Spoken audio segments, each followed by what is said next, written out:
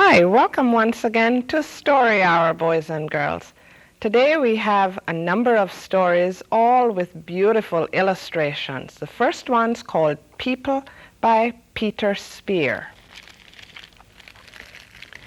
We all know that there are lots and lots of people in the world, and many more millions each year.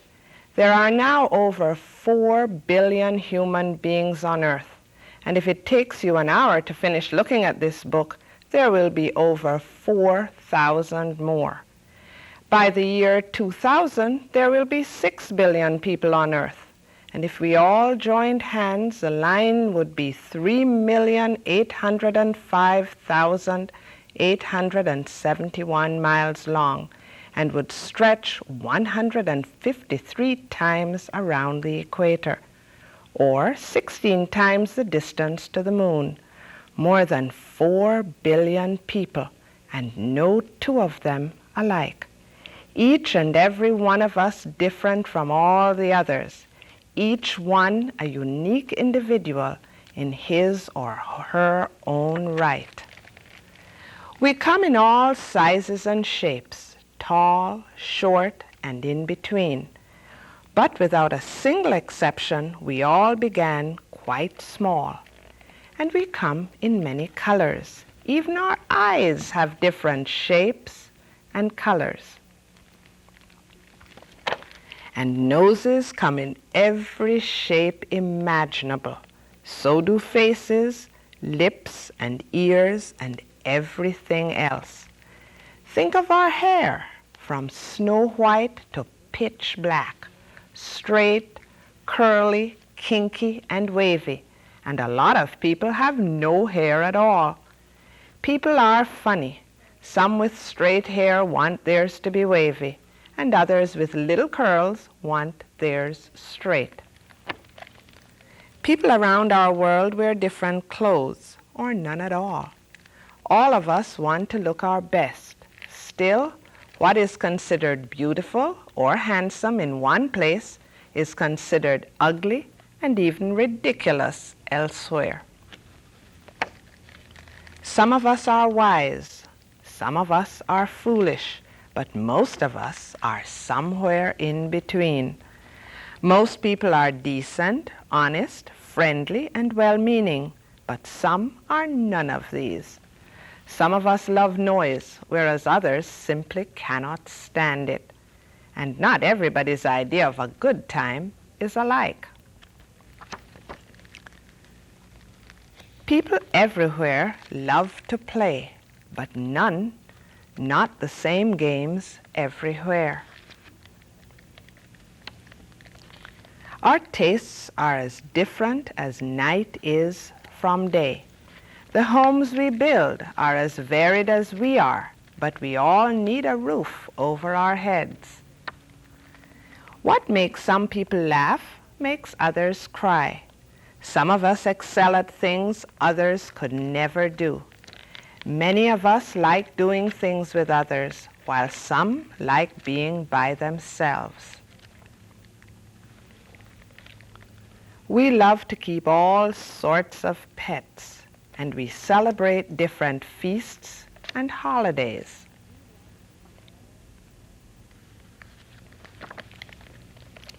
And the things we like to eat are not the same. What people in one place consider a delicacy, others would never touch, let alone eat.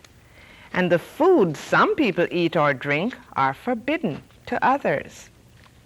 We practice 9 main religions, and there are thousands of others as well. Many people believe in one God, and millions of others believe in many gods. And many millions more do not believe in anything at all. Most of us have to work for a living, and there are more different ways of doing that than you would believe. Most people work hard, but others are lazy. And a lot of people who want to work cannot find a job. Some of us are rich, although most are not, and very many are desperately poor. Almost everybody can speak, but there are 201 different main languages spoken on Earth, not to mention the countless variants and dialects spoken by smaller groups. And deaf people can communicate in silence through sign language. Not nearly all the world's people can read and write, yet there are almost 100 different ways of doing it.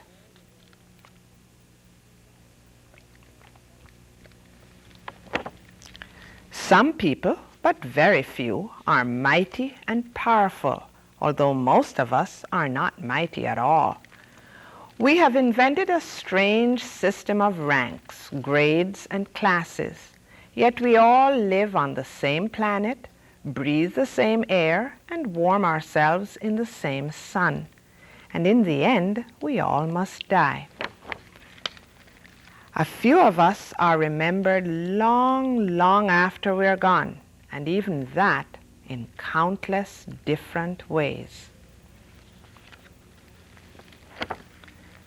4 billion human beings, young and old, sick and well, happy and unhappy, kind and unkind, strong and weak, people everywhere and all different. It is very strange. Some people even hate others because they're unlike themselves, because they are different. They forget that they too would seem different if they could only see themselves through other people's eyes. But imagine how dreadfully dull this world of ours would be if everybody would look, think, eat, dress, and act the same. Now, isn't it wonderful that each and every one of us is unlike any other? That was People, written and illustrated by Peter Spier.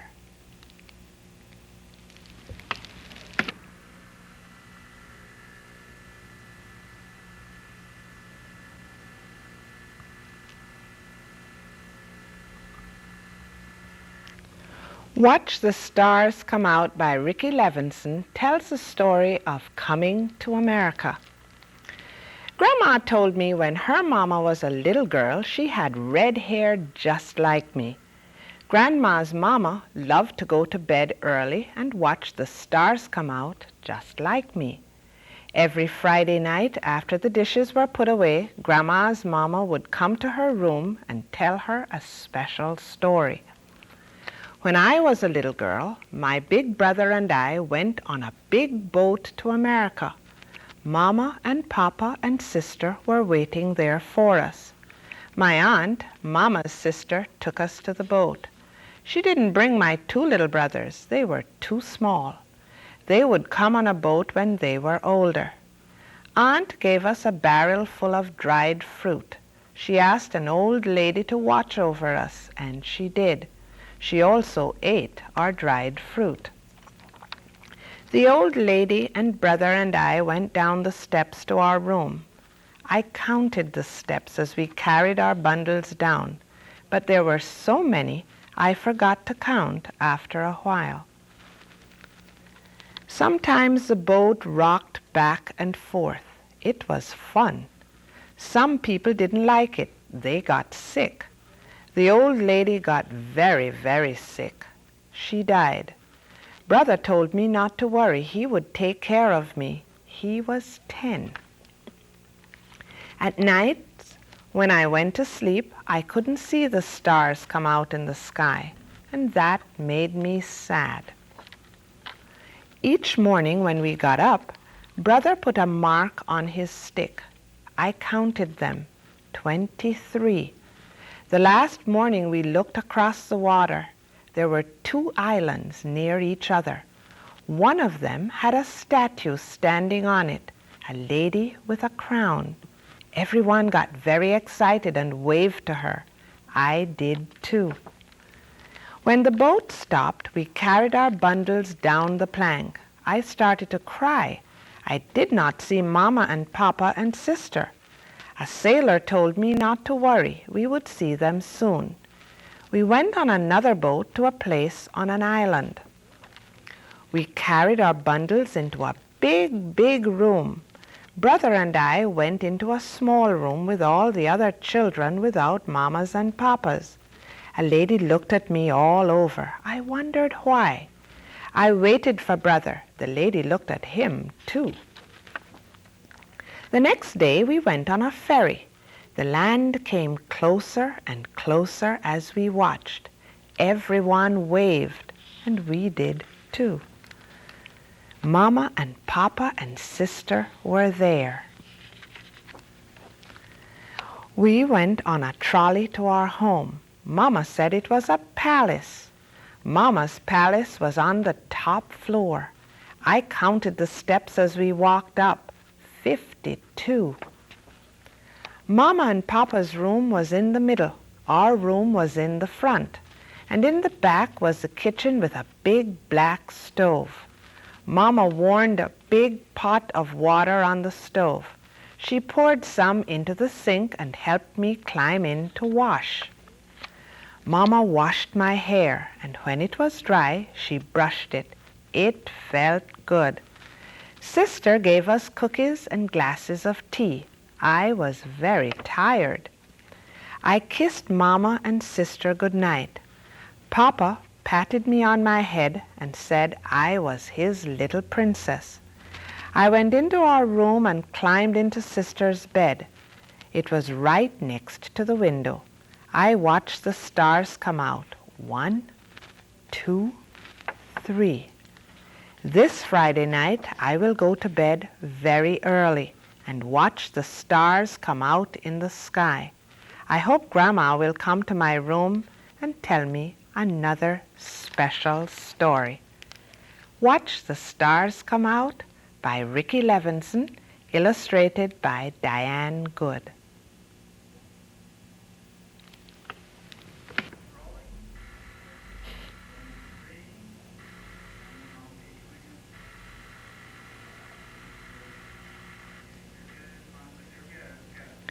Our next story is about Pelican by Brian Wildsmith. We often see these birds here in St. Lucie County. Paul lived on a farm not far from the sea. One day he went out for a walk along a country road. At last he came to his favorite tree. When he had climbed to the top, he looked down. He saw a truck full of all kinds of things coming down the road. As the truck passed, it bounced over a bump in the road, and a small box fell off. Paul climbed down the tree and picked up the box carefully. He walked home and showed it to his father. Inside the box was a rather large egg. "What sort of egg is this?" he asked his father. "I'm not sure," said his father. "Take it to the speckled hen. She'll hatch it along with her own eggs." The speckled hen wasn't very pleased, but it was an egg, so she sat on it. After a while, all her other eggs hatched. At last, the large egg cracked, and out came a strange-looking bird. "What sort of bird is this?" asked everyone on the farm. All the other chicks ate up their corn and soon grew big and strong. The little bird only pecked at his food and didn't grow much at all. The speckled hen tried to make him eat, but the little bird didn't seem to like the food. One day Paul's father went fishing and came home with 4 lovely fat trout. "They'll make a grand meal for us tonight," said his wife. "I'll just go outside and feed the chicks, then I'll cook the fish." The kitchen window was open. The little bird looked through and saw the fish. He jumped inside and gobbled them up. And every time the farmer brought home some fish, the little bird found them and ate them up. Soon he grew quite big. "I know why he likes fish," Paul's mother said. "He must be a pelican. Look at his beak." "Then let him catch his own fish," shouted the farmer. So Paul took the Pelican to the river to catch fish, but the Pelican didn't know what to do. Then one day Paul took him to the port to see the fishing boats. "The fishermen can catch fish," said Paul. "Why can't you?"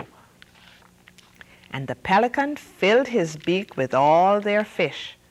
The fishermen were very angry. So was Paul's father, because he had to pay for all the fish the Pelican ate. "Why can't you teach him how to fish?" Paul's father yelled. "He thought he was fishing," said Paul. The next day, Paul took the Pelican to a supermarket. When the Pelican saw the fish counter, he tried to get at the fish and knocked everything down. Paul's father had to pay for the damage. "I'm taking that bird to the zoo tomorrow," he said. That night, when everyone was asleep, Paul climbed out of bed and got dressed. He crept out of the house with the Pelican. "I won't let them take you to the zoo," he said. "I'm going to take you to the land of the Pelicans. There you learn how to catch fish." They went to the port and stowed away in a lifeboat on a big ship. There they went to sleep. In the morning, the captain discovered them and woke them up. "Have we reached the land of the Pelicans?" asked Paul. "No, we haven't even left port yet," said the captain. "What are you doing on my ship?" So Paul told him. The captain took them both to his car and drove them back home. Paul's father and mother had been very worried and were relieved to see that Paul was all right.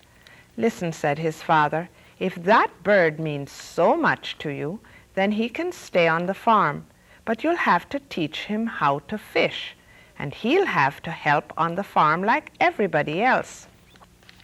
So in the evenings, Paul tried to teach him to fish down by the river. And during the day, the Pelican was given jobs to do, like carrying groceries. When Paul's father was working in the fields, the Pelican carried his lunch out to him.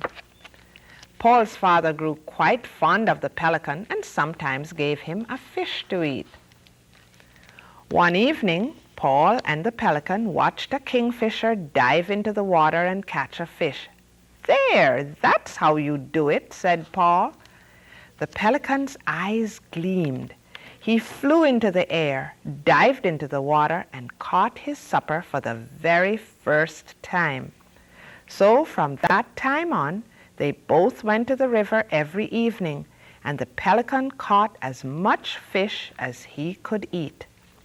The Pelican grew bigger and bigger. One evening, by the water's edge, he came up to Paul and stroked him gently with his wings.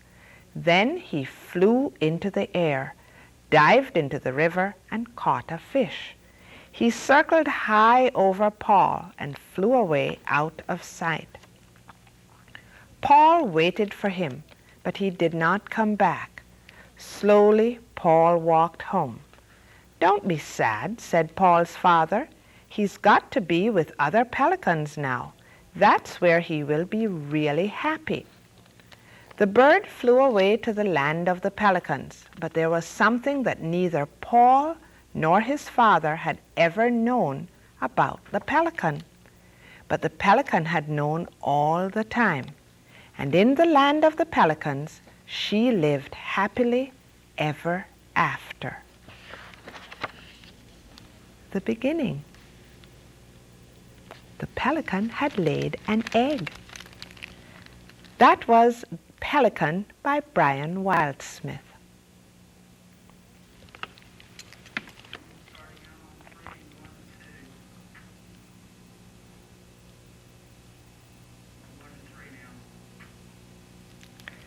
Finn McCool, the Giant of Knockmany Hill by Tomie dePaola. This is an Irish folk tale. In olden times, when Ireland's glens and woods were still filled with fairies and leprechauns, giants, too, lived on that fair Emerald Isle.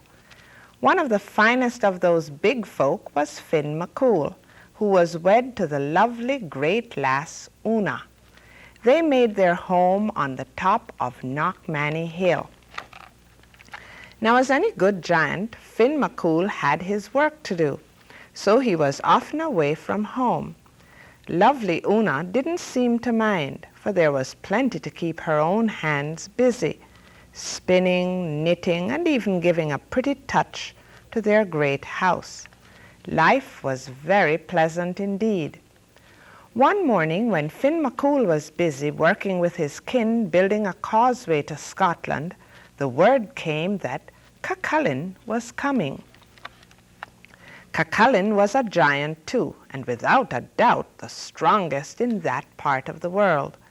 When he walked, the very earth trembled, and with one blow of his fist, he had flattened a thunderbolt so it looked like a pancake. He was so proud of that feat that he kept the thunderbolt in his pocket to show all just how strong he was. Every giant in Ireland had been given a good beating by Cuchulainn. Every giant, that is, except Finn McCool. And Cuchulainn swore by the green that he would never rest day or night, winter or summer, until Finn McCool was added to his list. So far, Finn had been smart enough. He kept moving about whenever he heard that Cuchulainn was in the neighborhood. But this time, Cuchulainn was sure to get him. So Finn left the causeway and sped off for Knockmany Hill, his house and his darling Una. "Finn, my love," said Una, greeting him at the door, "what brings you home so early from your work?" "The chance to get a sight of you, my sweet thing," said Finn. Since he was as honest as the summer's day is long, he added, "and to keep out of the way of Cuchulainn, he's after me." Una soothed her husband.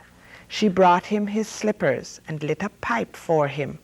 She stirred up the peat fire so it would be cozy. Then she set down a huge mug of stout and cut a gigantic slab of soda bread for her dearie. "Finn, husband of mine, enough is enough," said Una as gently as she could. "For years you've been hiking around from one place to another to avoid this Cuchulainn. Why, you even built our house high on this windiest of hills so you'd be able to spy him coming. You'll not get a moment's rest until you stand fast and face him. Aye, I'll be getting plenty of rest if I stand fast and he knocks me down. I don't have the heart to face a man who can make a young earthquake just with his walk, and who carries around a flattened thunderbolt in his pocket just to prove his strength." At that, Knockmany Hill gave a little dance. "He's coming," said Finn, his face turned a fine shade of pale green. "Now hush," said Una, "and give me time to think. Do you worry that I won't do all I can to help you settle this matter once and for all?" Una then worked a charm the fairies had taught her. She took 9 woolen threads, each a different color, and braided them into 3 braids. She put one around her right arm, one circling her heart, and the third around her right ankle. Now nothing she did could fail. Next, she sent around to all the neighbors to borrow 21 iron frying pans. She hid them in 21 loaves of bread, and she baked on the fire in the usual way. She set them in the cupboard with some bread she had baked the day before. She then took a pot of milk and made it into a fresh, wet cheese, and put it along with some white stones at the foot of the cradle she had made up. "Now, my darling," she said, handing Finn some baby clothes, "put these on and do everything just as I'm about to tell you. And remember," she said at the last, "Cuchulainn's strength lies in the brass finger he has on his right hand. Now quick, into the cradle, because I hear that man Mountain at the door." "All right, woman," bellowed the giant at the door. "Where's that coward Finn McCool that I've been chasing after all this time?" "Well, well," said Una with her sweetest smile. "Now isn't that a shame? Finn was off working on the causeway when some important family affair called him away. But he'll be home by tea time, so why don't you just come right in and sit down?" Poor Finn trembled in the cradle. "See this?" Cucullin said, putting what looked like a pancake out of his pocket. "This was a thunderbolt until I caught it and flattened it. And that's what I'm going to do to Finn McCool, too." "Tut," said Una. "That may not be as easy as you think. Finn McCool's a big broth of a man. Why, take a look at our little baby, and you might be getting an idea of the strength and breadth of Finn himself." Cucullin peeked in the cradle. "Chirrup," said the huge baby, looking back at him. "My," said Cucullin, "what a big boy!" "While you're waiting, why not have a bite to eat?" said Una. She put some loaves of bread on the table, along with a can or two of butter and a pile of cabbages. Cucullin, who was as much a glutton as he was a bully, popped a loaf into his mouth and took a huge bite right down on one of the frying pans. Clang! "Yowl!" shouted Cucullin. "What kind of devil's bread is this? Here are two of my teeth out." "That's Finn's bread, the only kind he eats," said Una. "Is it a bit too tough for you?" "Too tough for me!" shouted Cucullin. "I should say not. Just give me another." Cucullin chomped into another loaf and into another frying pan.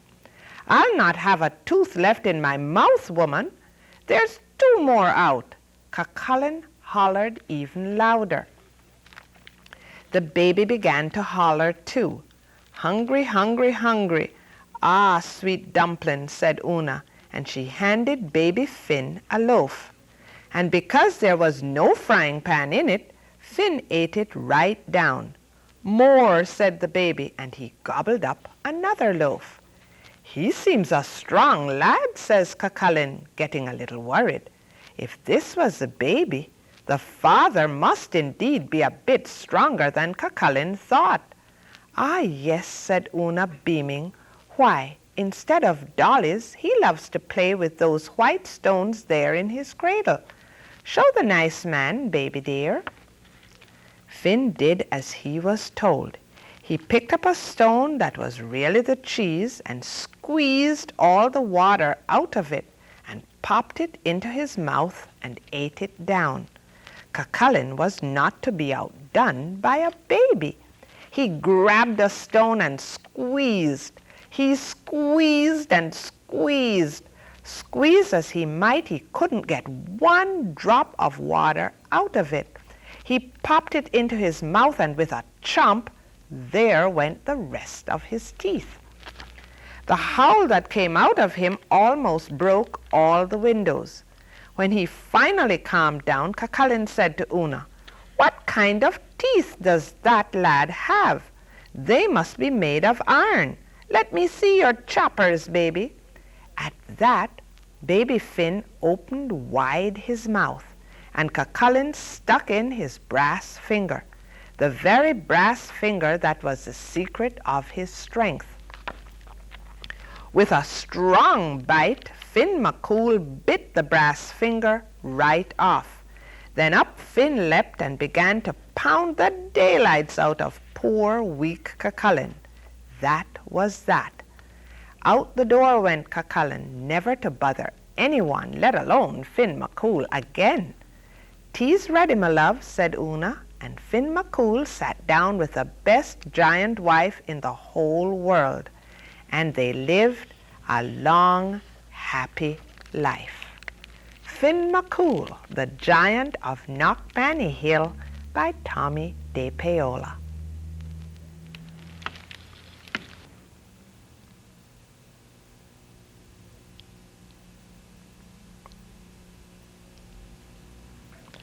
In this story, we're going to look at the world from the point of view of Two Bad Ants by Chris von Allsburg. The news traveled swiftly through the tunnels of the ant world. A scout had returned with a remarkable discovery, a beautiful, sparkling crystal. When the scout presented the crystal to the ant queen, she took a small bite, then quickly ate the entire thing. She deemed it the most delicious food that she had ever tasted. Nothing could make her happier than to have more, much more. The ants understood. They were eager to gather more crystals because the queen was the mother of them all. Her happiness made the whole ant nest a happy place. It was late in the day when they departed. Long shadows stretched over the entrance to the ant kingdom. One by one the insects climbed out, followed the scout who had made it clear there were many crystals where the first had been found, but the journey was long and dangerous. They marched into the woods that surrounded their underground home. Dusk turned to twilight, twilight to night. The path they followed twisted and turned, every bend leading them deeper into the dark forest. More than once the line of ants stopped and anxiously listened for the sounds of hungry spiders, but all they heard was the call of crickets echoing through the woods like distant thunder. Dew formed on the leaves above. Without warning, huge cold drops fell on the marching ants. A firefly passed overhead that for an instant lit up the woods with a blinding flash of blue-green light. At the edge of the forest stood a mountain. The ants looked up and could not see its peak. It seemed to reach right to the heavens, but they didn't stop. Up the side they climbed, higher and higher. The wind whistled through the cracks of the mountain's face. The ants could feel its force bending their delicate antennae. Their legs grew weak as they struggled upward. At last they reached a ledge and crawled through a narrow tunnel. When the ants came out of the tunnel, they found themselves in a strange world. Smells they had known all their lives, smells of dirt and grass and rotting plants, had vanished. There was no more wind, and most puzzling of all, it seemed that the sky was gone. They crossed smooth, shiny surfaces, then followed the scout up a glassy, curved wall. They had reached their goal. From the top of the wall, they looked below to a sea of crystals. One by one, the ants climbed down into the sparkling treasure. Quickly, they each chose a crystal, then turned to start the journey home. There was something about this unnatural place that made the ants nervous. In fact, they left in such a hurry that none of them noticed the two small ants who stayed behind. "Why go back?" one asked the other. "This place may not feel like home, but look at all these crystals." "You're right," said the other. "We can stay here and eat this tasty treasure every day, forever." So the two ants ate crystal after crystal until they were too full to move and fell asleep. Daylight came. The sleeping ants were unaware of changes taking place in their newfound home. A giant silver scoop hovered above them, then plunged deep into the crystals. It shoveled up both ants and crystals and carried them high into the air. The ants were wide awake when the scoop turned, dropping them from a frightening height. They tumbled through space in a shower of crystals and fell into a boiling brown lake. Then the giant scoop stirred violently back and forth. Crushing waves fell over the ants. They paddled hard to keep their tiny heads above water, but the scoop kept spinning the hot brown liquid. Around and around it went, creating a whirlpool that sucked the ants deeper and deeper.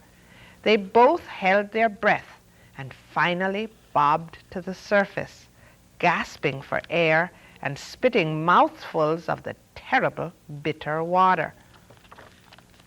Then the lake tilted and began to empty into a cave.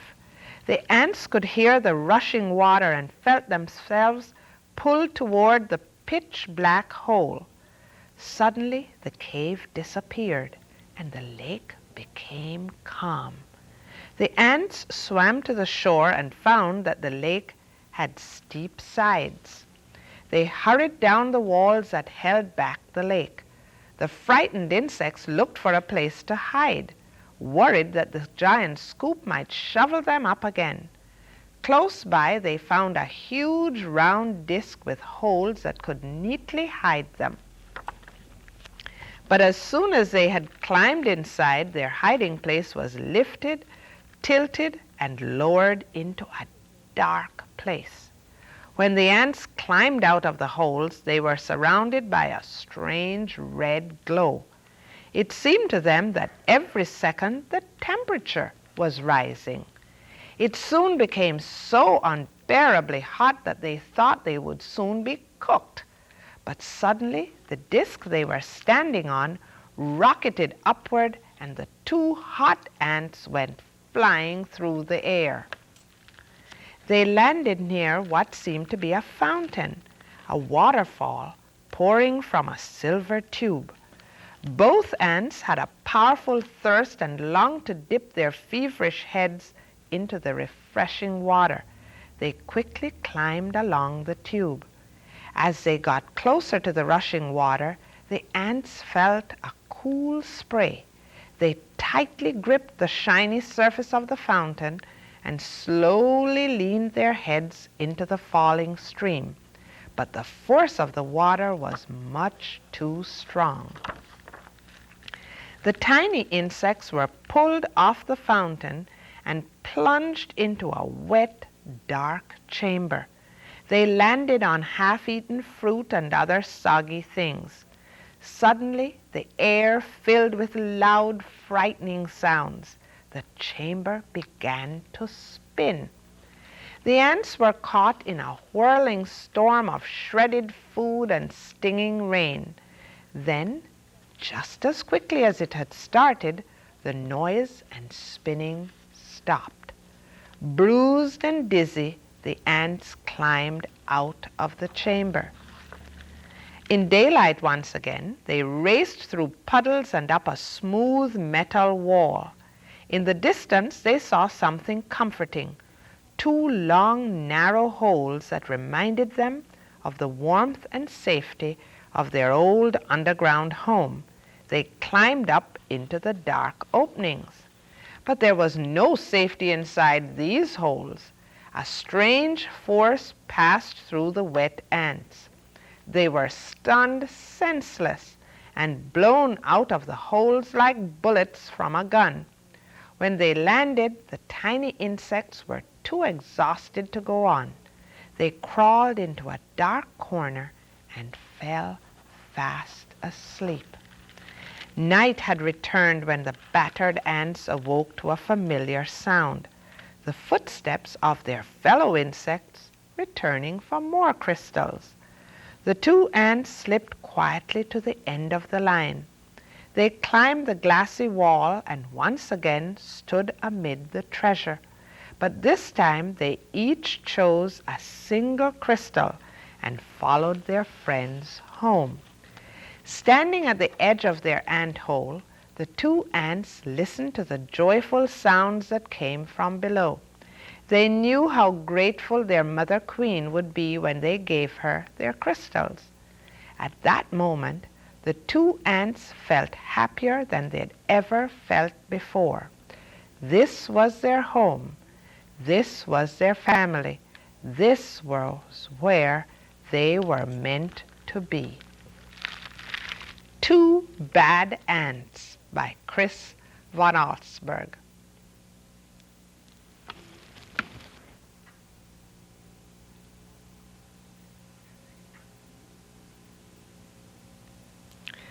The Girl Who Loved Wild Horses by Paul Goble won the Caldecott Medal Award for its beautiful illustrations.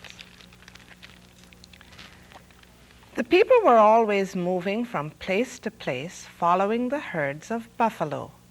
They had many horses to carry, the teepees and all their belongings. They trained their fastest horses to hunt the buffalo. There was a girl in the village who loved horses. She would often get up at daybreak when the birds were singing about the rising sun. She led the horses to drink at the river. She spoke softly, and they followed. People noticed that she understood horses in a special way. She knew which grass they liked best and where to find them shelter from the winter blizzards. If a horse was hurt, she looked after it. Every day when she had helped her mother carry water and collect firewood, she would run off to be with the horses. She stayed with them in the meadows, but was careful never to go beyond sight of home. One hot day when the sun was overhead, she felt sleepy. She spread her blanket and lay down. It was nice to hear the horses eating and moving slowly among the flowers. Soon she fell asleep. A faint rumble of distant thunder did not waken her. Angry clouds began to roll across the sky with lightning flashing in the darkness beneath. But the fresh breeze and scent of rain made her sleep soundly. Suddenly, there was a flash of lightning, a crash and rumbling which shook the earth. The girl leaped to her feet in fright. Everything was awake. Horses were rearing up on their hind legs and snorting in terror. She grabbed a horse's mane and jumped on his back. In an instant, the herd was galloping away like the wind. She called to the horses to stop, but her voice was lost in the thunder. Nothing could stop them. She hugged her horse's neck with her fingers twisted into his mane. She clung on, afraid of falling under the drumming hooves. The horses galloped faster and faster, pursued by the thunder and lightning.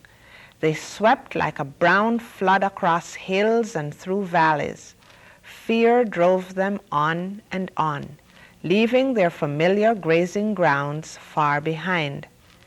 At last the storm disappeared over the horizon. The tired horses slowed and then stopped and rested. Stars came out and the moon shone over the hills the girl had never seen before. She knew they were lost. Next morning she was awakened by a loud neighing. A beautiful spotted stallion was prancing to and fro in front of her, stamping his hooves and shaking his mane. He was strong and proud and more handsome than any horse she had ever dreamed of. He told her that he was the leader of all the wild horses who roamed the hills. He welcomed her to live with them. She was glad, and all her horses lifted their heads and neighed joyfully, happy to be free with the wild horses. The people searched everywhere for the girl and the vanished horses. They were nowhere to be found. But a year later, 2 hunters rode into the hills where the wild horses lived. When they climbed a hill and looked over the top, they saw the wild horses led by the beautiful spotted stallion. Beside him rode the girl leading a colt. They called out to her. She waved back, but the stallion quickly drove her away with all his horses. The hunters galloped home and told what they had seen. The men mounted their fastest horses and set out at once. It was a long chase. The stallion defended the girl and the colt. He circled round and round them so that the riders could not get near. They tried to catch him with ropes, but he dodged them. He had no fear. His eyes shone like cold stars. He snorted and his hooves struck as fast as lightning. The riders admired his courage. They might never have caught the girl, except her horse stumbled and she fell. She was glad to see her parents, and they thought she would be happy to be home again. But they soon saw she was sad and missed the colt and the wild horses. Each evening as the sun went down, people would hear the stallion neighing sadly from the hilltop above the village, calling for her to come back. The days passed. Her parents knew the girl was lonely. She became ill, and the doctors could do nothing to help her. They asked what would make her well again.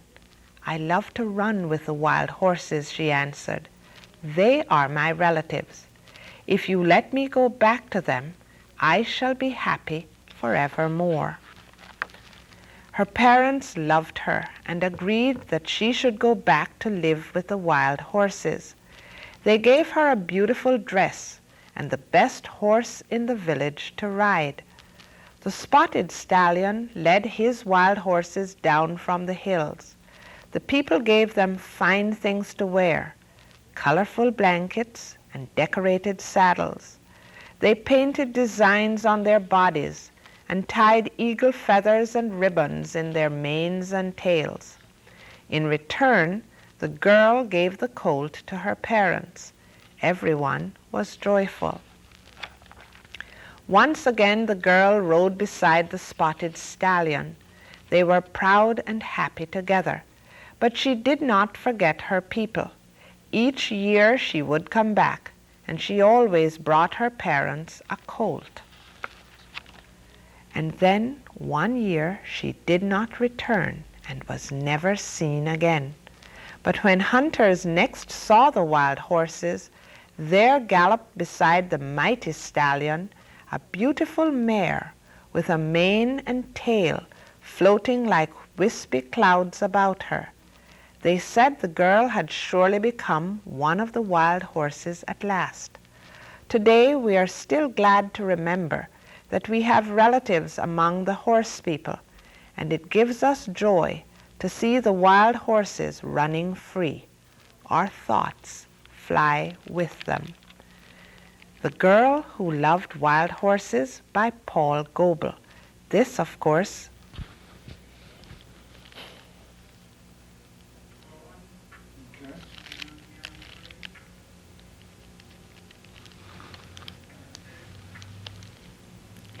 Bill Peet wrote our next story. It's called The Wingdingdilly. Scamp flopped down heavily on the porch with a mournful sigh. The old farm dog had been in a miserable mood for weeks, and no one knew why. Not even his best friend Orvie Jarvis could guess what the trouble might be. Before the dark mood crept over him, Scamp had been a happy, carefree dog. He was always up early, racing out to the barn lot ahead of Orvie, eager for the boy to finish the morning chores so the two of them could go rambling around the countryside. Now Scamp moped on the porch until Orvie called him. Then he came drooping along at the boy's heels, sad-eyed and listless, not caring how long it took to finish the chores. "What's come over you, old Scamp?" asked Orvie one day. "What makes you so sad?" Scamp's only reply was a dreary sigh. There was no way of telling Orvie that he was tired of being a dog, that he wanted to be a horse. Not just any horse. Scamp wanted to be a great horse like Palomar, the great Percheron who lived on the farm just across the road. Back in those days, there were lots of buggies and wagons, so horses were very important. Palomar was especially important. He had won blue ribbons at horse shows and fairs all over the country, so he was famous. People traveled hundreds of miles just for a look at the great horse, and Palomar always treated the crowd to a good show by high-stepping around and around his pasture in true champion style. Everyone admired Palomar, and no one ever gave Scamp so much as a glance. No one but his friend Orvie. Scamp often dreamed that he was a famous Palomar, surrounded by an admiring crowd. Sometimes, when the dog was sure no one was watching, he would imitate the great horse and go high-stepping around the barn lot with his nose in the air. Then one day, Orvie caught him at it. "Ho, ho, Scamp," he chortled, "what are you up to? Who do you think you are, you silly old dog?" Scamp had never felt so foolish in all his life. To be called a silly old dog was more than he could bear, and while Orvie was busy feeding the chickens, Scamp went slinking out of the barn lot and on down the road. He was running away. Just where he was going, he had no idea, but after trotting along for about a mile, the dog found himself panting. It was a hot summer afternoon, much too hot to be trotting about in a shaggy fur coat, and when he came to a dense woods, he stopped. Scamp had heard about this place. People believed that a wicked little witch lived there who possessed great magic power, and if anyone dared to enter the woods, she might turn them to stone or into a toad. But Scamp was in no mood to worry about a little witch, so in he went. It was much cooler in the dark, spooky woods, and ever so quiet. The only sound was the burbling of a brook running along through a jumble of rocks. The brook finally trickled down to a crystal-clear pool, where Scamp stopped to stare at his gloomy reflection. This was the first time he had taken a good look at himself, and more than ever he wished he were a horse. All at once the hair at the back of his neck bristled. Someone was watching. Quickly, Scamp wheeled around, looked right and left, and then finally up into a sycamore. And there was the little witch leaning out the window of her treehouse. Scamp was on his feet all ready to run when the witch said, "So you want to be a horse, do you?" And before you could say scat, she flew out the door and down the steps and was nose to nose with the bewildered dog. "Why, old Zildy can turn you into a horse in a twinkling," she said, patting him gently on the head. "Oh, but I can do much better than that, doggy. How would you like to be something fantastic? The only one of its kind in all the world. A marvelous, magnificent something I call a Wingdingdilly. What do you say?" Scamp cocked his head in thought for a few seconds, then with a wag of the tail barked his yes bark. "Good dog! So we'll get on with it," she cried, snapping a twig off the sycamore. "I don't really need a wand. Any old thing will do. My magic power is in all the words. Just watch." Suddenly, Zildy was dancing about like a grasshopper, waving the twig in the air, and in her high, screechy voice, she recited the magic words. "Diggity, doggity, ziddledy, zump. We'll start right off with a camel hump. Then camel hind legs, skaroodle-dee-doo, with zebra stripes and a zebra tail too. Now for a neck kerstickety-snaff, with squarish brown spots just like a giraffe. Kalumpity-numbo-jumbo-kajelephant, here's the big feet and front legs of an elephant. Zum-zum-zaroot, most anything goes. So how about a rhinoceros nose? Then elephant ears, kerflippity-flop, and reindeer horns, zilly-zop, out the top. I've done it! I've done it! Zildy cried gleefully. There you are, dog, the one and only Wingdingdilly. Go take a look at yourself.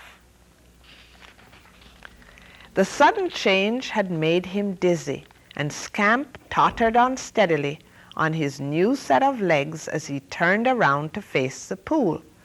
What he saw was much too much to take in all at once, and with a loud rhino snort, he went staggering backwards.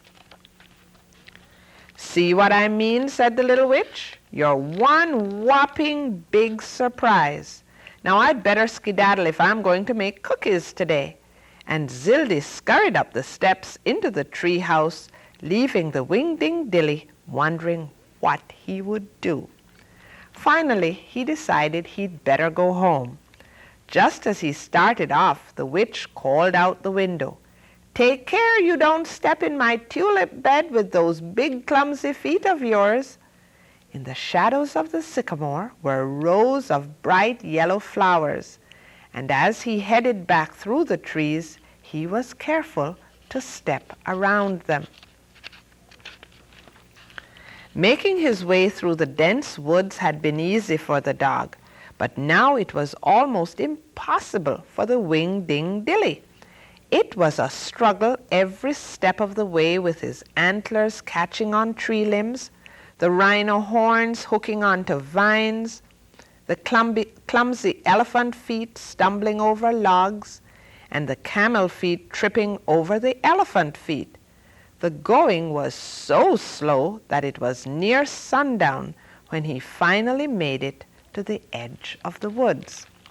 As Scamp poked his head through the trees, he surprised a sow and her 6 piglets.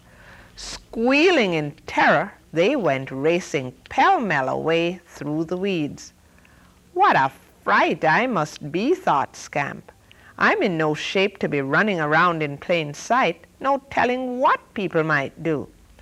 Then, stretching his long giraffe neck, he raised his head for a view of the countryside. As far as he could see, the fields were deserted, and so were the roads. All the farmers had gone to dinner, so there was a good chance of getting home without being seen. As he lumbered out into the open road, he found the going much easier.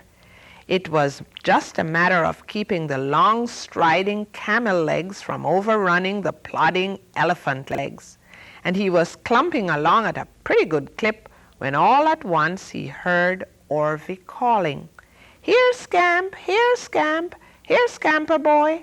He was coming up the road just over the next hill. If Orvie should come face to face with a Wingdingdilly, especially in the eerie light of evening, it might scare his scrawny little friend out of a year's growth. That wouldn't do. In one clumsy leap, Scamp was over a fence and went sprawling headlong into a wheat field.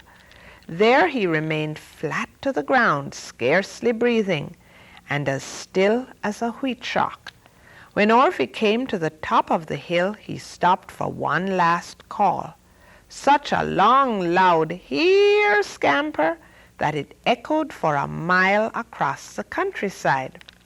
Then he listened for an answering bark, but there was only the faraway crowing of a rooster.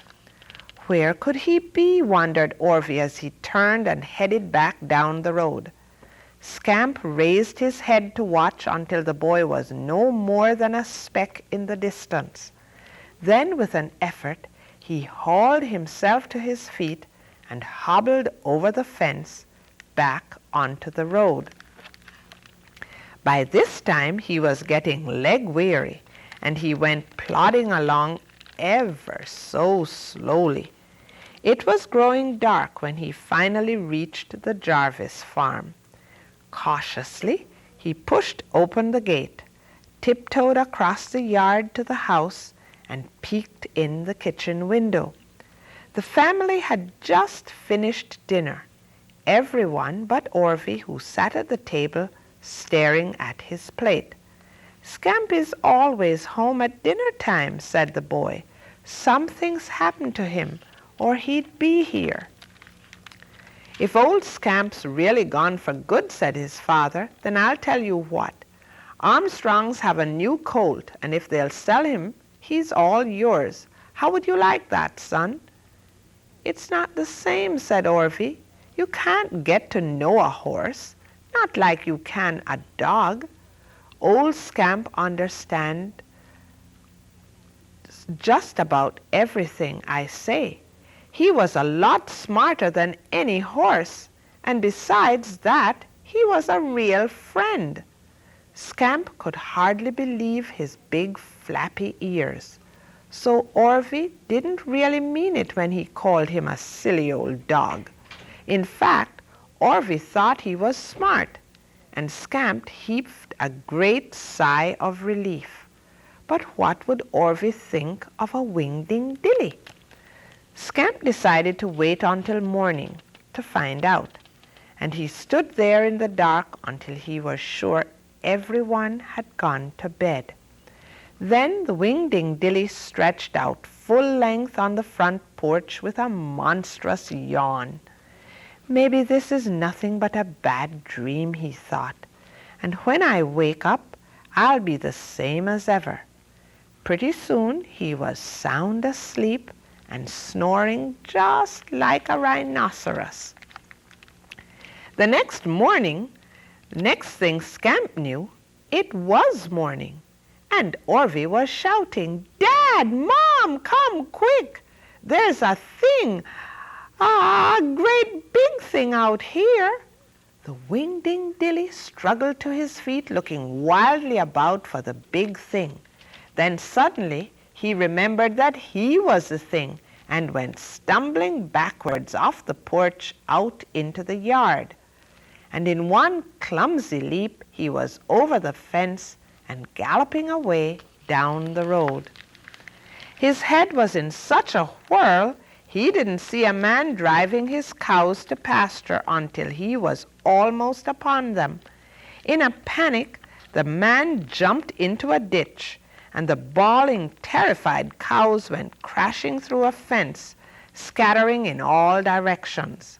Another man was so shocked at the sight of the gigantic beast, he lost control of his tractor, and the machine went plowing through a haystack to end up in a duck pond.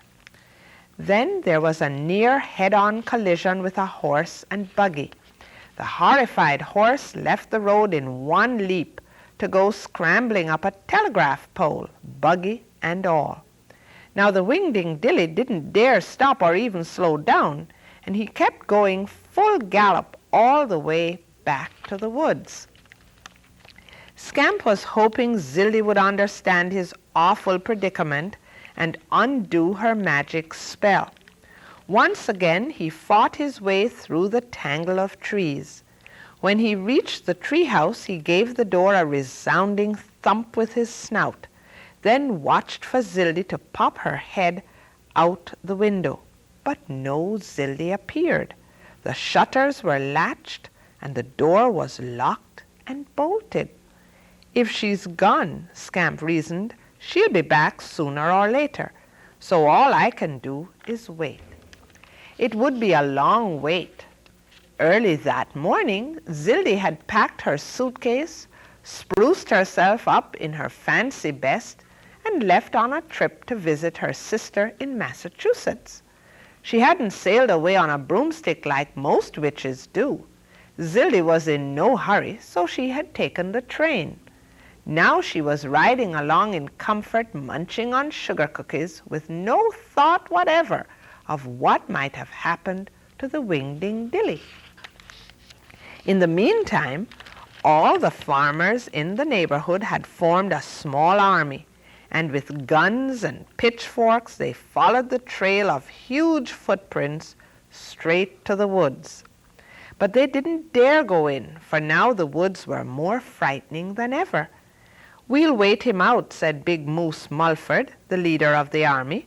"The minute the monster shows his face, Powie, we'll pop him off." The farmers stood watch on into the evening, then all through the night, and when morning came there was still no sign of the monster. "From now on," yawned Moose, "we'll split up in bunches, with some taking the night watch and the others taking the day." But after watching the woods night and day for a week, the biggest thing to come out was a rabbit. By this time, news of the monster had spread all over the county, all the way to Central City, and finally to Claxton J. Pringle, the great showman. C.J. Pringle's Palace of Living Wonders towered majestically over the city square. Over the main entrance was a sign reading, "Menagerie of the Marvelous and the Amazing, the most colossal collection of incredible creatures to be seen anywhere on earth." The great showman had traveled all over the world in search of spectacular new attractions for his menagerie, and when he read in the newspaper that a fantastic giant of a beast was running loose in the county, C.J. was jubilant.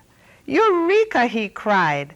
"Why, if this beast is half what they say it is, it could be worth a fortune. But first, I must get my hands on the thing." Within half an hour, C.J. had rounded up his roughest, toughest crew of roustabouts, and they took off in their Hupperson autobus, followed by a 10-ton beast-moving van.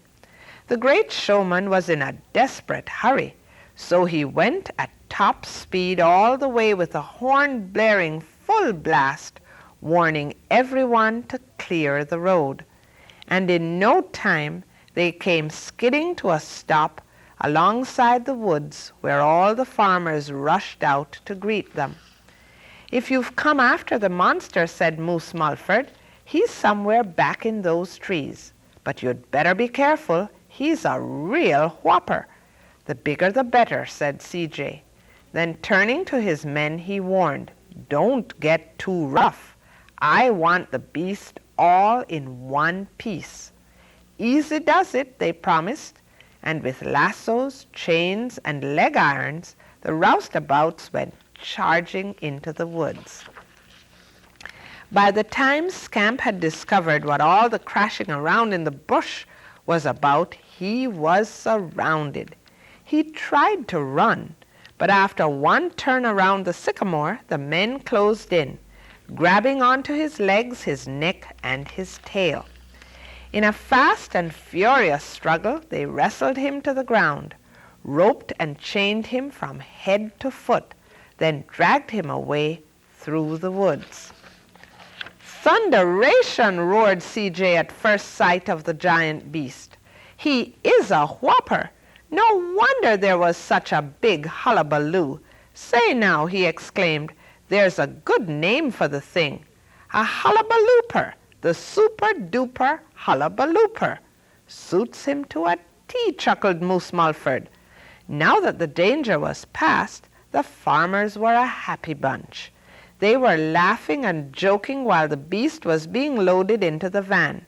And as C.J. Pringle and his crew headed back up the road toward the city, the farmers gave them a rousing cheer.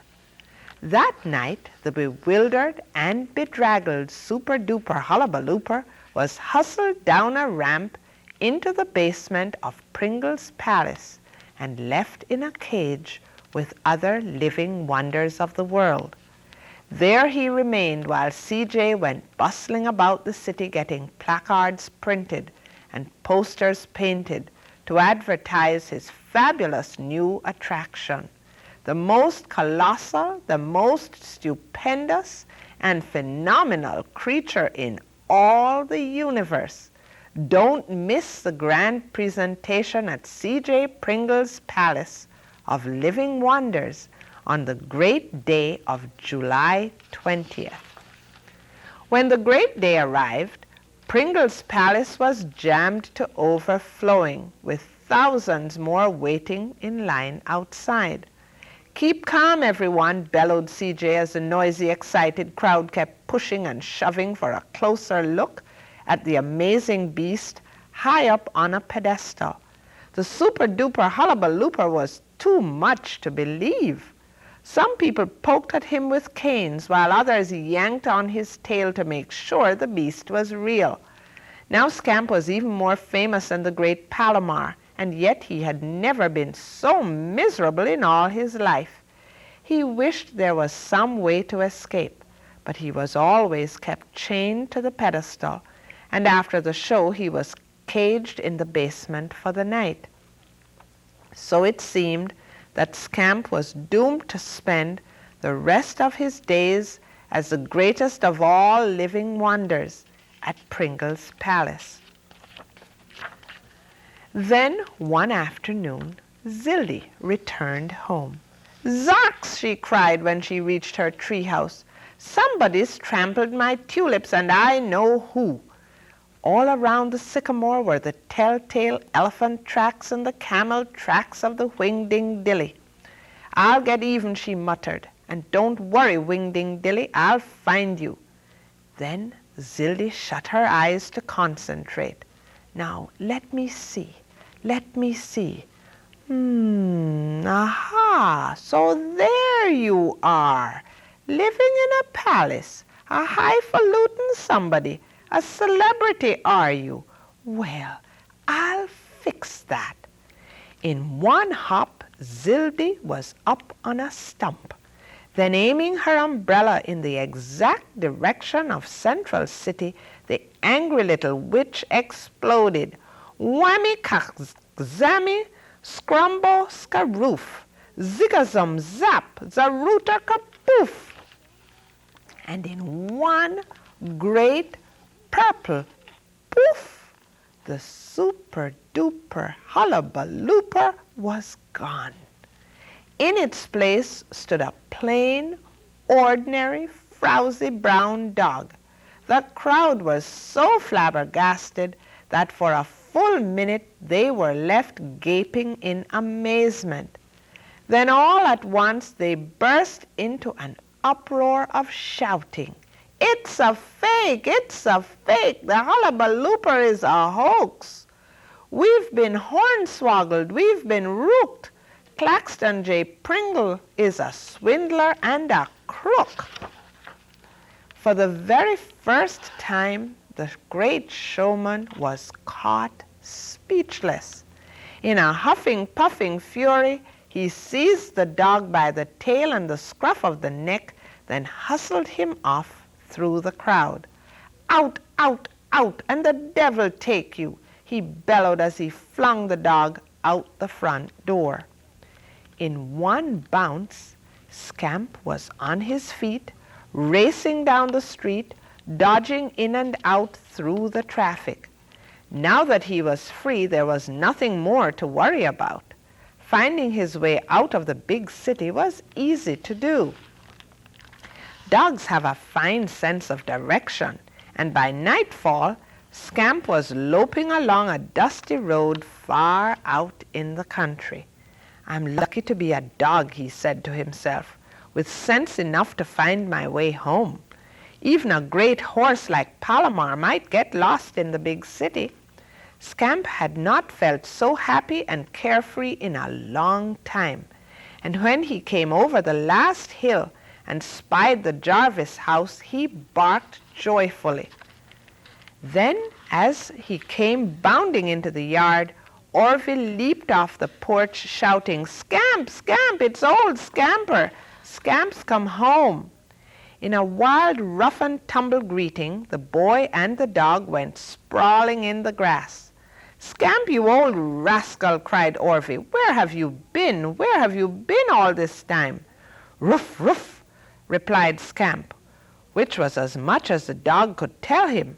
And of course, Orville would never guess where Scamp had been, not in a zillion years. The Wingdingdilly by Bill Peet.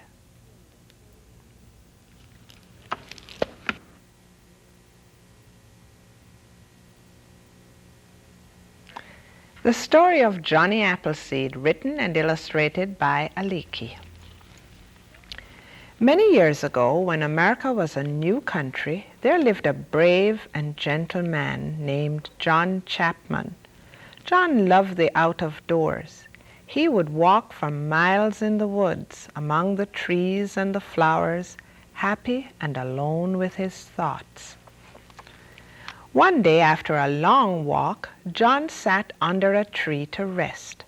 He felt the warm sun on his back and the fresh grass tickling his toes. John took an apple from his sack and ate it, and when he had finished, he looked in his hand at what was left, just a few brown seeds. And John thought, if one gathered seeds and planted them, our land would soon be filled with apple trees. John Chapman lived on the frontier in Massachusetts, where the country had been settled. But every day pioneers were leaving to travel west, where there were no homes or villages, and where the only roads were Indian trails. In their covered wagons, the pioneers made the long and dangerous journey through the wilderness. They wanted to build new lives for themselves in a new part of the country. John Chapman went too, but he did not travel in a covered wagon. He walked in his bare feet. He carried no weapons, as men did in those days to protect themselves from wild animals and danger. He carried only a large sack on his back, filled with apple seeds, and his cooking pan on his head. As he walked, John planted seeds. He gave a small bagful to everyone he saw. Soon, everyone who knew him called him Johnny Appleseed.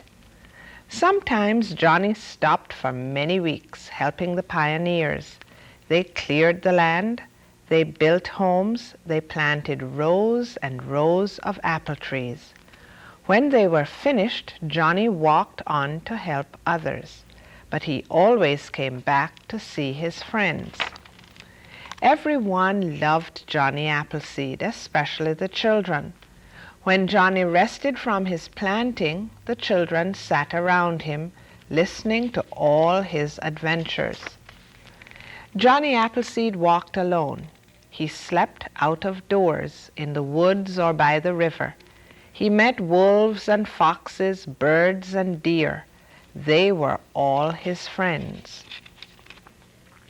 One day as Johnny was eating lunch, he heard a noise, and 3 little bear cubs ran from behind a tree.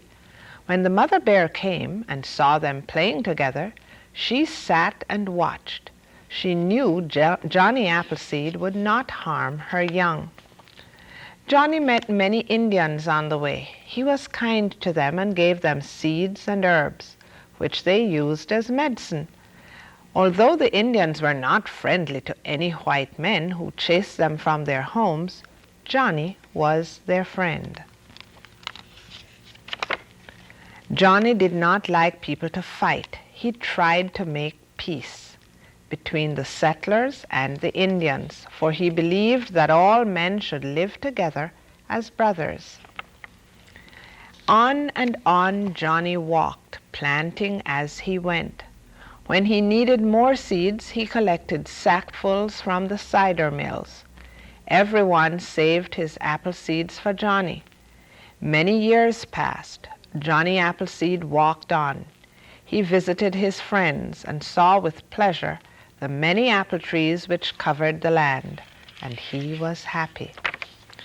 But then one year there was a long, cold winter. When spring should have come, snow was still on the ground and frost was on the trees. Johnny could not sleep or eat. He was afraid his trees would die. As he was walking among the trees one day, Johnny Appleseed fell to the ground. He was very ill. After some hours, an Indian mother and her son passed and saw Johnny lying in the cold. Quickly the boy ran for help. Johnny was carried to their village not far away. For many days he lay ill with fever. The Indians gave him medicine and nursed him. And one day Johnny Appleseed opened his eyes. He smiled at his Indian friends. He knew they had saved his life. He saw that the sun was warm and the frost had left the trees. Spring had come at last, and Johnny was well again. But he never forgot his friends and went to see them often. Johnny Appleseed, the gentle pioneer, lived for many years, planting apple trees wherever he went. We can still see them today. They are large and old and heavy with apples. They are the gift Johnny Appleseed gave to his country, and to you and to me. The story of Johnny Appleseed, written and illustrated by Aliki.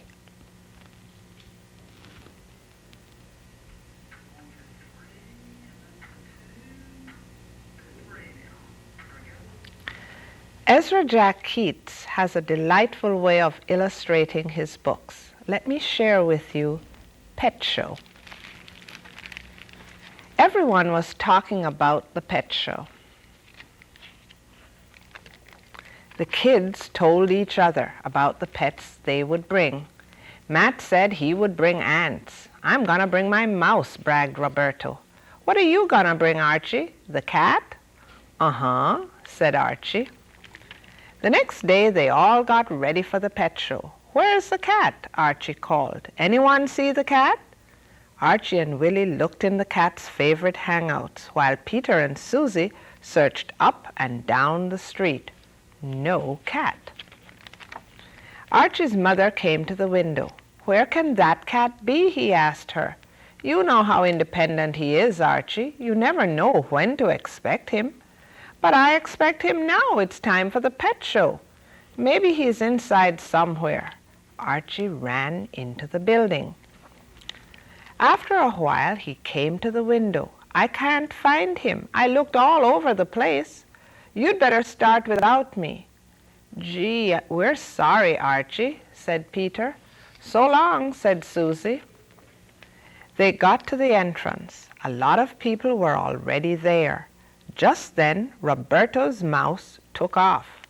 Willie chased the mouse. Roberto chased Willie. Peter chased Roberto. Susie chased Peter. And the show started. Line up with your pets, please, the judges called. They walked up and down, looking carefully at every pet and asking, how old is your pet? And what's your pet's name? Everyone got a prize for something. There was the noisiest parrot, the handsomest frog, the friendliest fishes, the yellowest canary, the busiest ants, the brightest goldfish, the longest dog, the fastest mouse, the softest puppy, the slowest turtle, and many more. As the last prize was awarded, someone shouted, "Look, here comes Archie." "Hello, you're just in time," a judge said. "What's in that bag?" "My pet." "May I see it, please?" At that moment, the cat showed up. The other judge called out, "A blue ribbon to the nice lady for the cat with the longest whiskers." Before anyone could say anything, he pinned a blue ribbon on the old woman and came back to Archie. "What kind of pet have you got in that jar?" "A germ," answered Archie. And what's your germ's name?" Archie thought for a moment. "Al," he said. The judges whispered to each other.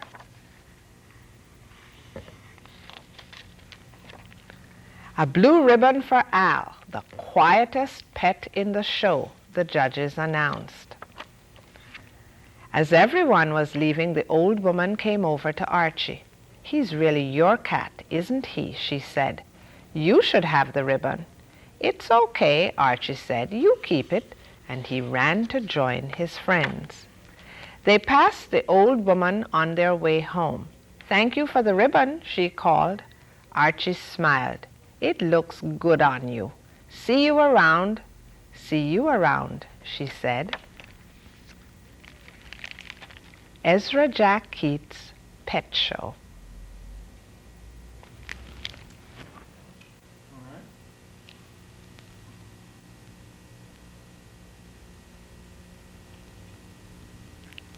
Very often we think of some jobs as belonging to women and others as belonging to men. Here's a story that probably will change your mind about all that. It's called Sam Johnson and the Blue Ribbon Quilt. Sam Johnson discovered a torn awning over the pig's pen one morning while his wife was out of town. That evening he settled down to mend the tear himself, taking pieces of cloth from Mrs. Johnson's scrap bag to patch the hole. At first, just running the needle in and out of the fabric was hard work, but as the evening wore on, Sam became more expert. Soon he was having a fine time choosing patches of different shapes and colors. It was sunrise before he leaned back to admire his night's work. "What a masterpiece!" he exclaimed, turning the design about. "Just wait until Sarah sees this. She'll be mighty impressed." By the time Mrs. Johnson returned that afternoon, Sam was waiting for her on the porch. "That's very nice, dear," she said, giving his handiwork a quick glance. "I'm glad to see you kept yourself busy while I was away." "But Sarah, don't you think it's beautiful?" Sam protested. When Mrs. Johnson did not answer, Sam went on. "I had so much fun doing it that I've decided to join your quilting club." "Now, Sam, dear," Mrs. Johnson chuckled nervously, "it's very nice that you enjoyed your little project while I was away. But my quilting club? Don't get carried away. That's no place for a man to be. Sewing is women's work." But Mrs. Johnson wasn't laughing the next night as she and Sam rode together to the weekly meeting of the Rosedale Women's Quilting Club. Nor did she crack a smile when they walked through the meeting room door and all the ladies turned and stared. Sam cleared his throat. "Good evening," he said calmly. "I've decided to join your club." After a few seconds of silence, a small snicker was heard. Then another and another. Soon everyone in the whole room was laughing. Everyone, that is, but Sam. "Don't be silly," the club president said. "We can't have a man here bungling everything. Our most important quilt of the year is coming up, the one for the county fair contest. Why don't you go join the men's horseshoe or checkers club if you want something to do with your time?" Sam stalked out of the room. The next morning, he hastily hung posters and scattered them all around the county. Sam's speech that evening was a rousing one. "Men," he began, "we have a very serious problem on our hands." He described what happened to the awning, waving it high in the air, and then what happened at the quilting club meeting. He talked about freedom and the country and even about the Declaration of Independence. Finally, he explained about the quilt contest at the county fair. "Are you willing," he said, "to prove these ladies wrong?" The men looked at one another and timidly nodded. "Are you ready," his voice became louder, "to show you can do more with your hands than plow a field?" "Yes," answered a small chorus of voices. "Then I say," he finished, "we should enter that contest ourselves." This time, everyone clapped and cheered. The Rosedale Men's Quilting Club had officially begun. The county fair was only a month away, so the men didn't have much time. They met every night in Sam's barn, working awkwardly at first on their flying geese design. Meanwhile, the women were hard at work on their sailboat's pattern. In the beginning, they thought the men's club was a joke. Quilting is much too delicate a job for men, they agreed. Soon, though, there were doubts. I wonder what their quilt looks like, the women's club president said one evening. I wonder what colors they're using. No one spoke up, but a hush fell over the room as everyone stitched faster. In their final week, each club worked far into the night, making their stitches small and neat, their seams straight and exact. At dawn on the day of the contest, the men and the women gently folded their quilts, laid them in the back of their wagons, and set out for the fairground. It was a cool, clear morning following a night of heavy rain. Each group wrapped its entry in old blankets to protect it from lingering drops. As the wagons passed through the fairground gates, the Rosedale quilting clubs paused a moment and looked quite smug, nodded their heads in greeting. Just then, a huge gust of wind blew up and both quilts were swept into the air. Each landed with a light splat in a giant mud puddle. No one could believe what had happened. All that work, Sam Johnson moaned.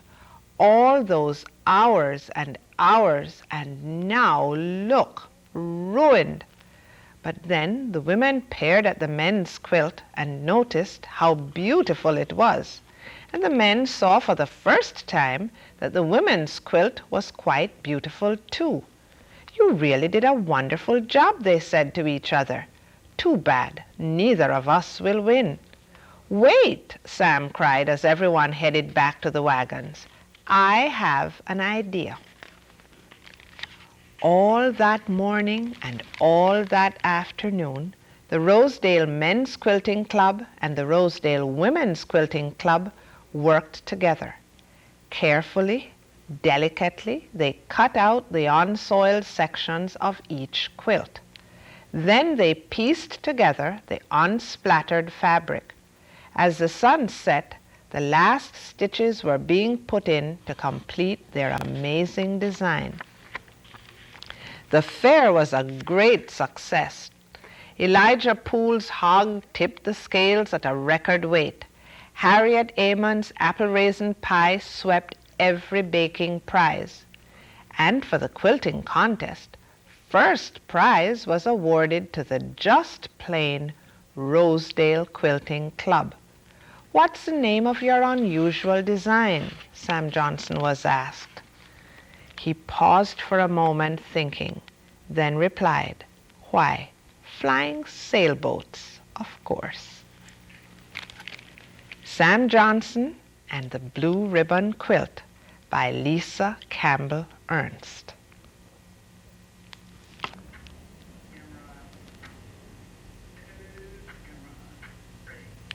Some stories are told in rhyme, and this is one of them.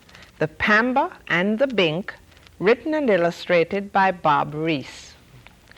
On cold Arctic nights when ice gets a chill, there's a strange story that the penguins tell. They chatter and giggle and laugh as they think about finding the Pamba and the extinct Bink. Some penguins were sliding down Icicle Hill. Most of them made it, but one took a spill. He splattered, sputtered, then tumbled and crashed. He bounced off the slide in a snowy white splash. He sat up and shook the snow from his face and saw something special frozen in place. He pecked it out. It was stuck in the ice. It looked very big, but it looked very nice. Are you an elephant or some kind of bear? How in the world did you get in there? I'm a Pamba, and this bird is the Bink. We were caught in a storm and got lost, I think.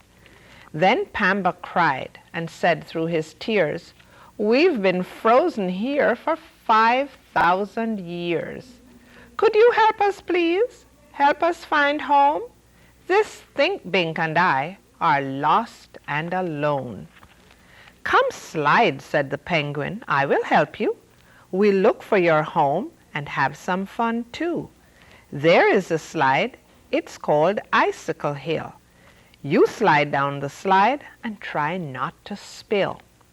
Pamba tried pushing. He wanted to go, but he was too big. He got stuck in the snow. The penguins helped push him. At first it was slow. Then the Think Bink binked. We're starting to go.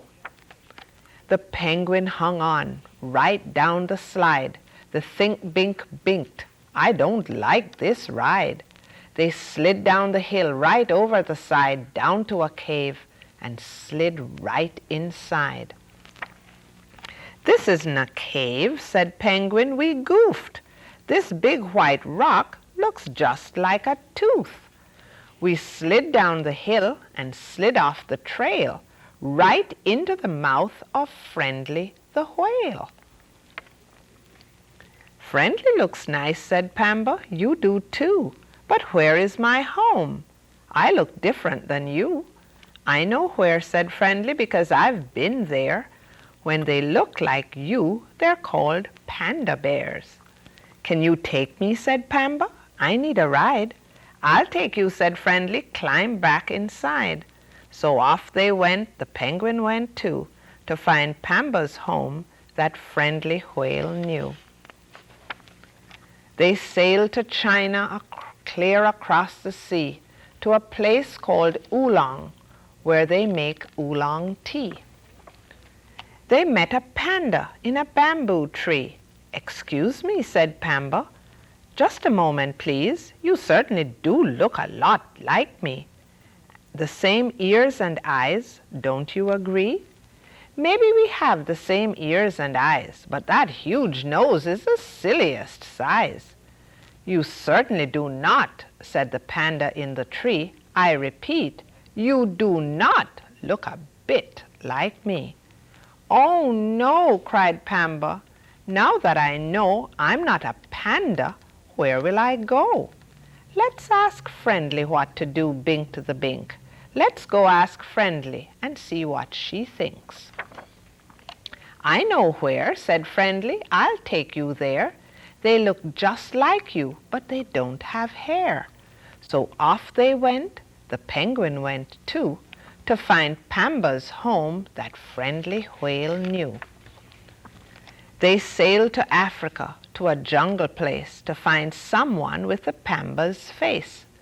They found an elephant in some jungle trees. Excuse me, said Pamba. Just a moment, please. You certainly do look a lot like me. The same mouth and nose. Don't you agree? Maybe we have the same mouth and nose, but your hairy face decidedly shows you certainly do not, he said elephantly. I repeat, you do not look a bit like me. Oh no, cried Pamba. Now what? I know, I'm not an elephant. Where will I go? Let's ask Friendly what to do, Bink the Bink. Let's go ask Friendly and see what she thinks. I know where, said Friendly. I'll take you there. They don't look like you, but they don't care. So off they went. The penguin went too, to find Pamba's home that Friendly whale knew. They all sailed back to the Arctic place because the penguins loved the Pamba's face. Now Pamba and the Bink will never be alone with the penguins and Friendly in their Arctic home. The Pamba and the Bink, written and illustrated by Bob Reese.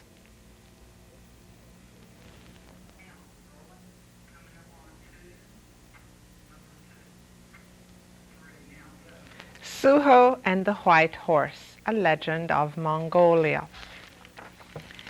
In the heart of Asia lies an ancient land called Mongolia. Its broad steppes and grasslands have long been the home of brave horsemen and shepherds.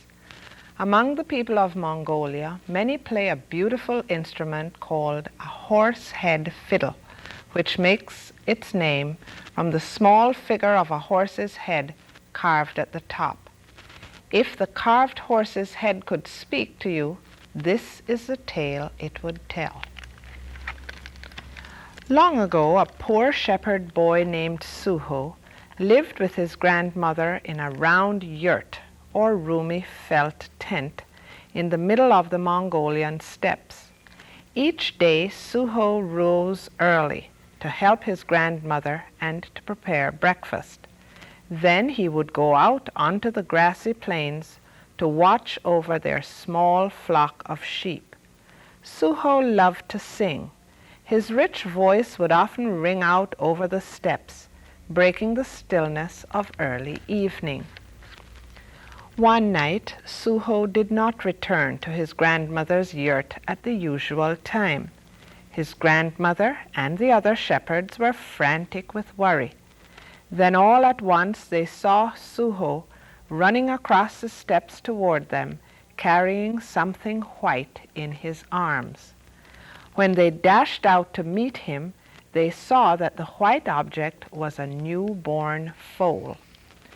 Beaming with happiness, Suho told them of his adventure. I was just on my way home when I noticed this little one, too weak to stand. I searched all around but found no one who might be his master, and his mother was nowhere in sight. I was afraid the wolves would find him during the night, so I brought him home. Days went by, and Suho devoted himself to caring for the colt. It grew into a splendid, spirited yearling. Its coat gleamed as white as a field of snow, and everyone who looked at it admired its beauty. To Suho, the horse was as dear as his own life. One night, Suho was jolted out of sleep by the wild neighing of his horse and the bleating of his sheep. He sprang out of bed and ran to the sheepfold where he penned his flock at night. He saw a huge wolf trying to leap the fence and attack the sheep. But the white horse faced the wolf with desperate bravery, did its best to fight off the attacker. After Suho had driven the wolf away, he hurried back to the sheepfold. The young horse was shivering and dripping with sweat. Suho gave his horse a good rub down and spoke to it as if to a brother.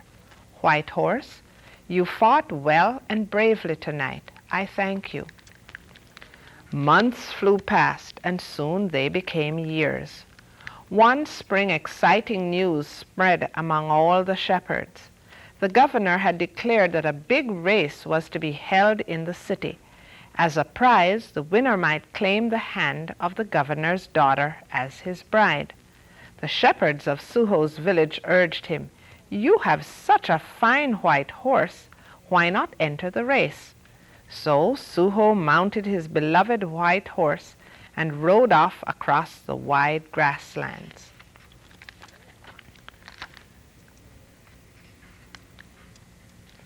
A crowd of spectators had already gathered at the field. In a large pavilion beside the racetrack sat the richly dressed fat governor, surrounded by his guards and other noblemen. From all over the country, bold young horsemen had come to enter the race. The signal was given. With one accord, they swung their leather riding crops and galloped off. The race had begun. Onward the horses ran, as swift as birds in flight.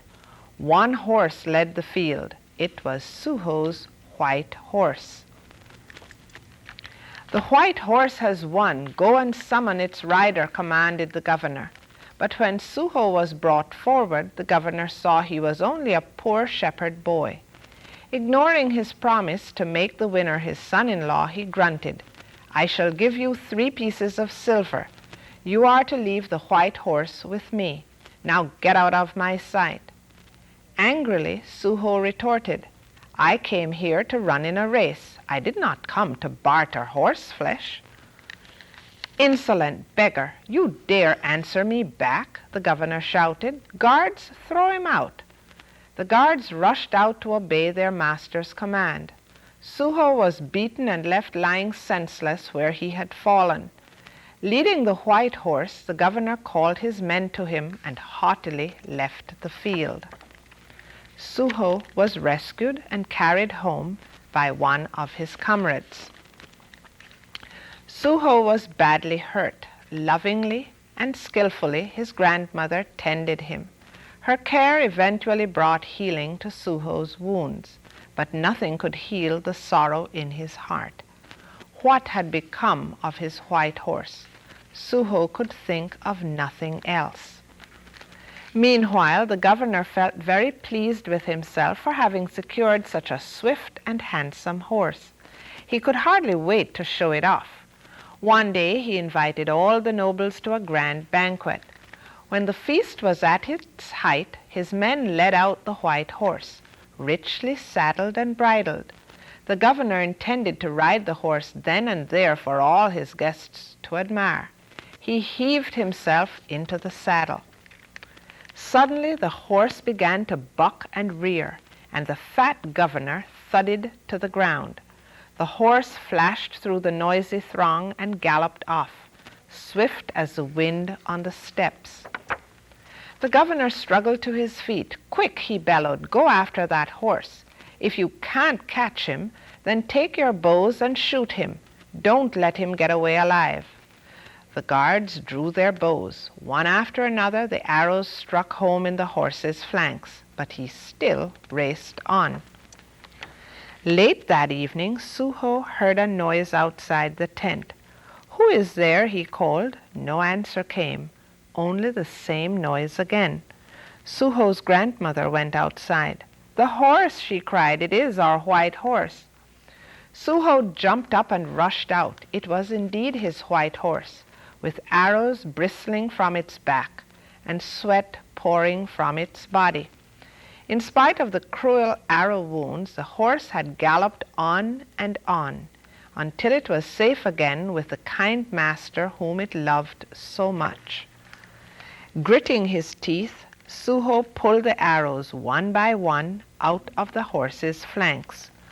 "White horse, my own white horse, do not leave me alone again, do not die."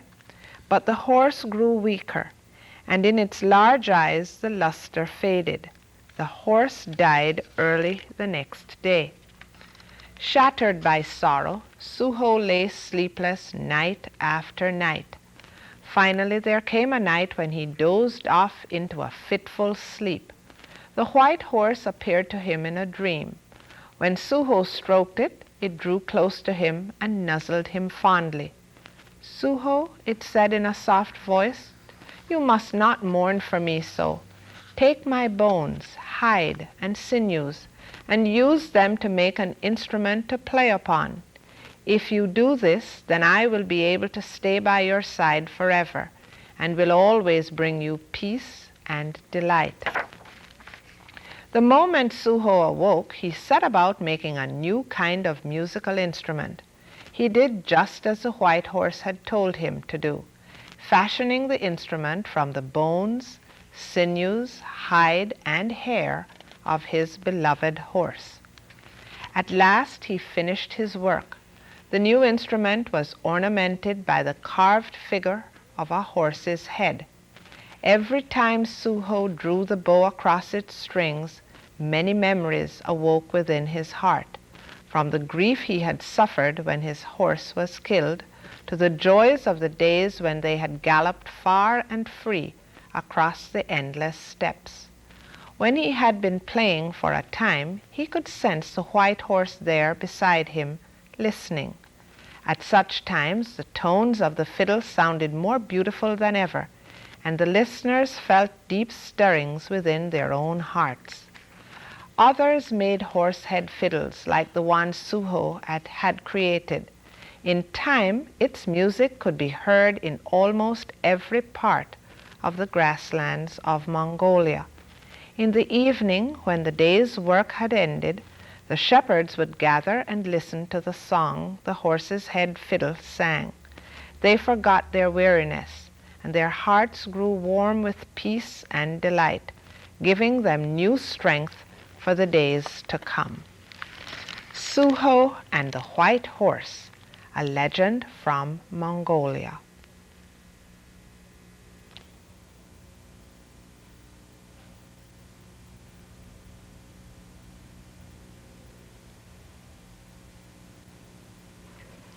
Another story told in rhyme is Madeline and the Bad Hat.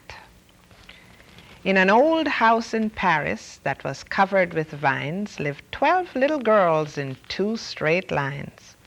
They left the house at 9:30 in 2 straight lines in rain or shine. The smallest one was Madeline. One day the Spanish ambassador moved into the house next door. "Look, my darlings, what bliss, what joy! His Excellency has a boy." Madeline said, "It is evident that this little boy is a bad hat. In the spring, when birdies sing, something suddenly went zing, causing pain and shocked surprise during morning exercise. On hot summer nights he ghosted. In the autumn wind he boasted that he flew the highest kite. Year in, year out, he was polite. He was sure and quick on ice. And Miss Clavell said, 'Isn't he nice?' One day he climbed upon the wall and cried, 'Come, I invite you all. Come over sometime, and I'll let you see my toys and my menagerie, my frogs and birds and bugs and bats, squirrels, hedgehogs, and 2 cats. The hunting in this neighborhood is exceptionally good.' But Madeline said, 'Please don't molest us. Your menagerie does not interest us.' He changed his clothes and said, 'I bet this invitation they'll accept.' Madeline answered, 'A torero is not at all our kind of a hero.' The poor lad left. He was lonesome and blue. He shut himself in. What else could he do? But in a short while, the little elf was back again, and his old self. Said Miss Clavell, 'It seems to me he needs an outlet for his energy. A chest of tools might be attractive for a little boy that's very active.' I knew it. Listen to him play, hammering, sawing, and working away. Oh, but that boy was really mean. He built himself a guillotine. He was unmoved by the last look the frightened chickens gave the cook. He ate them roasted, grilled, and frito. Oh, what a horror was Pepito. One day, when out to take the air, Madeline said, 'Oh, look who's there.' Pepito carried a bulging sack. He was followed by an increasing pack of all the dogs in the neighborhood. 'That boy is simply misunderstood. Look at him bringing those doggies food.' He said, 'Let's have a game of tag and let a cat out of the bag.' There were no trees, and so instead the cat jumped on Pepito's head. And now just listen to the poor boy crying, 'Au secours,' which you must cry if by any chance you're ever in need of help in France. Miss Clavell ran fast and faster to the scene of the disaster. She came in time to save the bad hat, and Madeline took care of the cat. Goodbye, Fido. So long, Rover. Let's go home. The fun is over. There was sorrowing and pain in the embassy of Spain. The ambassadress wept tears of joy as she thanked Miss Clavell for saving her boy. Nothing, said the ambassador, would cheer up poor Pepito more than a visit from next door. Only one visitor at a time Will you go in first, Miss Madeline? So Madeline went in on tiptoe and whispered, Can you hear me, Pepito? It serves you right, you horrid brat, for what you did to that poor cat. I'll never hurt another cat, Pepito said, I swear to that. I've learned my lesson, please believe I'm turning over a new leaf. That's fine, she said, I hope you do. We all will keep our eyes on you. And lo and behold, the former barbarian turned into a vegetarian. And the starling and turtle, the bunny and bat went back to their native habitat. His love of animals was such. Even Miss Clavel said, It's too much. The little girls all cried boo-hoo, but Madeline said, I know what to do. And Madeline told Pepito that he was no longer a bad hat. She said, You are our pride and joy. You are the world's most wonderful boy.